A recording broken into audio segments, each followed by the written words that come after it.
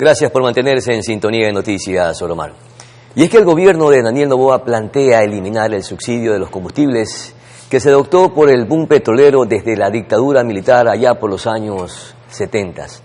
El diésel y el gas de uso doméstico por ahora, de acuerdo a lo que ha anunciado el gobierno, se mantendrán subsidiados. Sin embargo, ya hay voces de rechazos en contra de esta posible medida y probablemente también existe una especie de debate para probablemente ajustar lo que está planteando el gobierno o en todo caso rechazar totalmente. Sobre este tema estaremos conversando con David Almeida, secretario nacional de Trabajadores de Energía y Petróleo. Mi querido David, muchísimas gracias por atender esta conversación. ¿Habrá un impacto bastante importante con la eliminación de los subsidios de la gasolina o el gobierno lo está enfocando bien con estas contenciones o lo que está proponiendo para precisamente entregar estos componentes que son importantes para amortiguar la eliminación del subsidio? Buenos días y muchas gracias por la invitación. A ver, en realidad nosotros ya tiempo atrás habíamos realizado un estudio para analizar la verdad o mentira de los subsidios primero, porque el gobierno habla de 4.500 millones de dólares de subsidios, pero nunca demuestran cómo calculan esa cifra. Y nosotros hemos hecho los cálculos, a nivel nacional se ha difundido el hecho de que encontramos que hasta 2021, de hecho no existía subsidio, había utilidad en el proceso, en razón de que nosotros no importamos todo lo que consumimos, sino que hay una parte que la producimos de nuestras propias refinerías y que eso tiene un costo de producción mucho menor al precio de importación. Lo que permite en realidad mantener los precios congelados que tenemos hasta el día de hoy. Y el subsidio empieza en 2022 por un alza del precio internacional y por un incremento de la demanda interna que obliga a importar un poco más de combustibles. Pero en 2023 llega en realidad a 271 millones de dólares, incluido el gas de uso doméstico, es decir, de todos los combustibles, no solo de la extra que es la que pretenden subir. 271 millones, David, de utilidades. No, en este caso sí de 2023 de subsidios, ¿sí? Pero no son los 4.500 millones que nos dicen hasta el día de hoy. Entonces, primero, no hay un problema fiscal real aquí. Y lo que nosotros hemos destapado también es que en realidad estas medidas obedecen a buscar facilitar que el negocio de la importación de combustibles pase a manos privadas, es decir, que cualquier empresa privada puede importar combustibles y revenderlos en el país. Cosa que no pueden hacer actualmente a pesar de que ya hicieron el marco legal para permitírselo, porque tienen los precios congelados. Entonces, a nadie que no tenga refinerías le conviene comprar todo el combustible afuera a un precio internacional y revenderlo a un precio congelado menor, obviamente, excepto al Estado, que es el único que tiene refinerías. Perfecto, básicamente, David, esto quiere decir que el beneficio es para el sector privado, para intereses que buscan importar el combustible. Básicamente entonces para los importadores, pero entonces ¿por qué no se puede transparentar esta cifra? Ustedes dicen que ya han hecho un estudio y que precisamente existen 4.500 millones de dólares que no se pueden transparentar, pero el gobierno dice que no puede sostener el subsidio, por eso va en busca de la eliminación. Si esto se daría, ¿podrían haber ajustes o afectaría, aunque no se tocará el gas de uso doméstico, ni mucho menos el diésel, con la eliminación de los subsidios en las gasolinas que son más comerciales? ¿Habrá un impacto en el costo social de la vida de los ecuatorianos? ¿De qué manera? Por supuesto, es que además esto es paulatino, ¿no? Recuerde que empezaron con la super, ¿no? Hace un momento usted en un reportaje mostraba que el precio de la super está liberado. Ahora dicen vamos con las gasolinas. Después vendrán con el diésel y después vendrán con el gas de uso doméstico, porque finalmente lo que les interesa a los importadores del combustible es hacerse con todo el negocio. Y el afectado es el pueblo ecuatoriano, porque cuando hablamos de combustibles, estamos hablando en realidad del precio de la energía para producir y transportar mercancías y transportar personas. Por tanto, de la economía en general, es decir, es pegarnos un tiro en el pie. Y otra anotación que le hago acá. Cuando hubo la consulta popular del Yasuní, nosotros advertimos también que iban a haber dos medidas como consecuencia del triunfo del sí en esa consulta. La primera, dijimos, era la elevación del IVA, ya se hizo.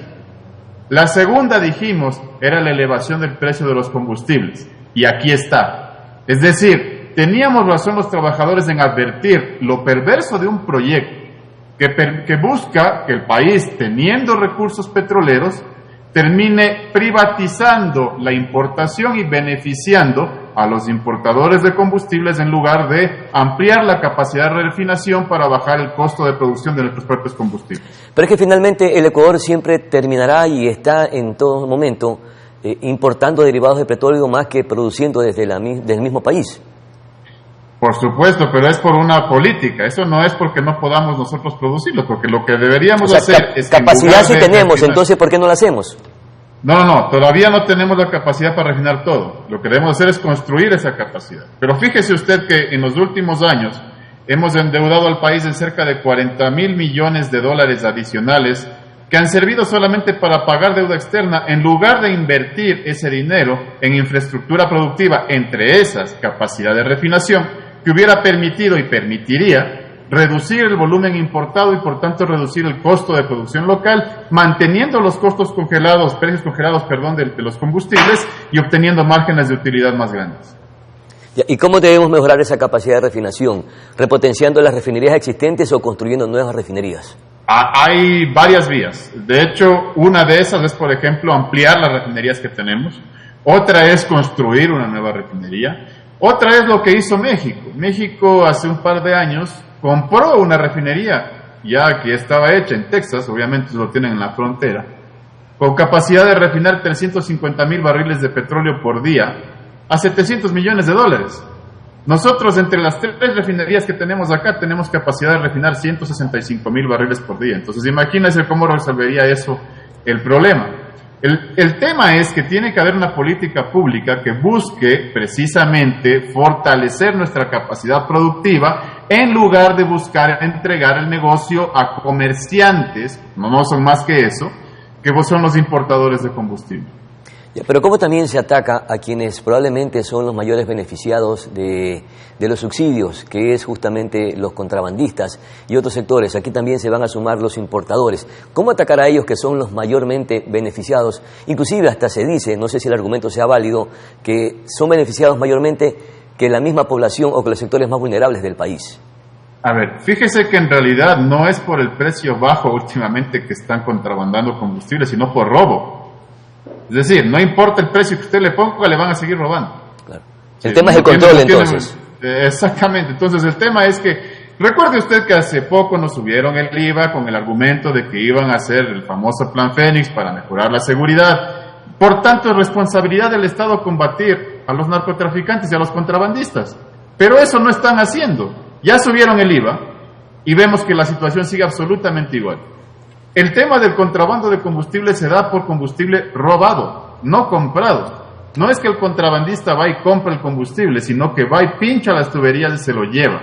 Tenga el precio que tenga, si usted no controla el robo de combustible, va a seguir teniendo contrabando de combustible. Claro, la diferencia es que si el combustible sube, ya el margen de ganancia de los que roban, de los contrabandistas, será menor. Hagamos un ejercicio matemático, mi querido David. A ver, ¿cuánto está en estos momentos apostando el Estado ecuatoriano por los subsidios? ¿A cuánto asciende ese subsidio que está entregando?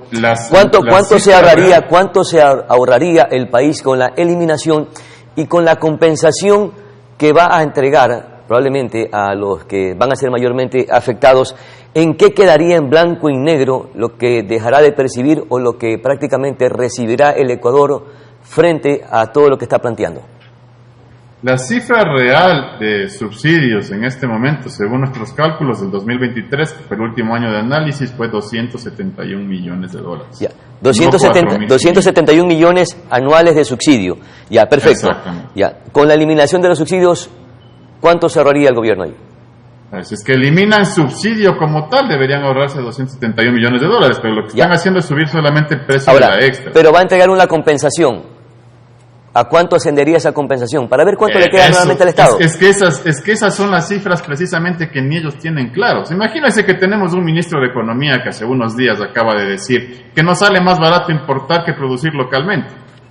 Con ese antecedente, con ese nivel de ignorancia en materia de hidrocarburos, ¿cómo nos pueden entregar cifras reales? Entonces el problema es que el gobierno tampoco está entregando cifras, sino que está lanzando cifras al azar para convencer de una medida en beneficio de los importadores de combustible. No podemos hacer un análisis en función de declaraciones que no tienen sustento de parte del gobierno. Y básicamente eso es lo que han estado haciendo en estos días. El ejemplo claro está lo que lo acabo de decir. Que me digan que importar combustible es más barato que producirlo localmente es una desfachatez.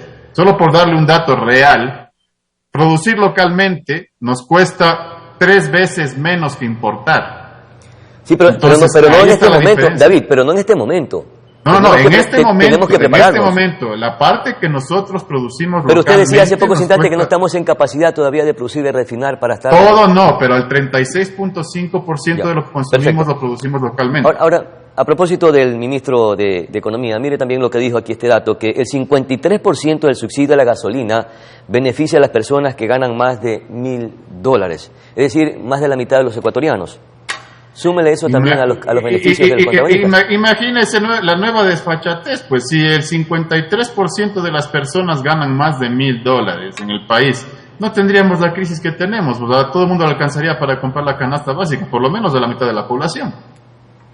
Por eso le digo que las cifras no tienen ningún sustento. Vamos a la realidad. ¿Cuántos de los televidentes que nos están viendo en este momento tanquean gasolina extra o Eco Plus?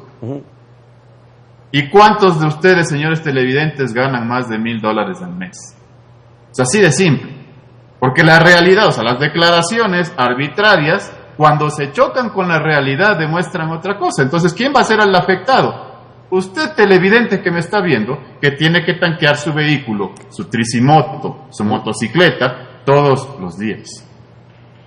Claro, y aunque exista esta compensación que estará dirigida a los taxistas, a las camionetas, a las tricimotos, ¿no se amortiguará este impacto social, David?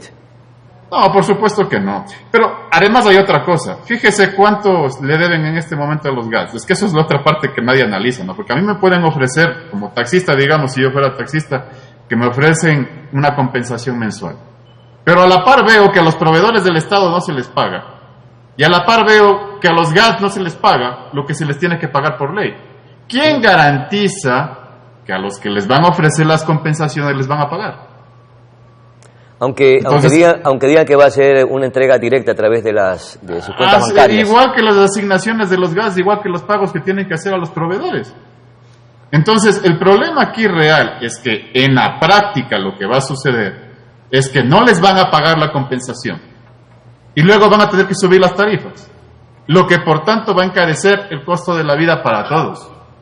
Sin contar con el hecho de que ya de por sí a la población que tiene que usar gasolina, que es una gran parte de la población, como he dicho, que tiene una moto, tiene una tricimoto, que tiene un vehículo cualquiera, ya se le encarece también el costo de la vida, pero, en beneficio de importadores. Y otra de las cosas que se está barajando es precisamente que la entrega de esta compensación iría más o menos por el consumo de cada uno de los automotores o vehículos, en este caso tricimotos, camionetas o taxis. Pero ¿quiénes consumen más y dependiendo de la región? ¿Cómo se definiría esta compensación si es que se lograría dar? ¿Habrá una ecuación perfecta? No, es que ese es el problema precisamente. Por eso digo que son declaraciones de desfachatez y tiradas al aire sin sustento, ¿no? O sea, no hay un plan real, como no tienen un plan de país tampoco. No hay un plan real ni siquiera para esto. Lo lógico sería, si tuvieran un plan en materia energética hidrocarburífera, lo primero que deberían hacer es, en lugar de ponerse a pensar en pagar la deuda externa con los créditos que vienen del Fondo Monetario Internacional. Le cuento nomás que de los $1.000 millones que los van a entregar este año, 800 son para pago de deuda, ¿no? Claro.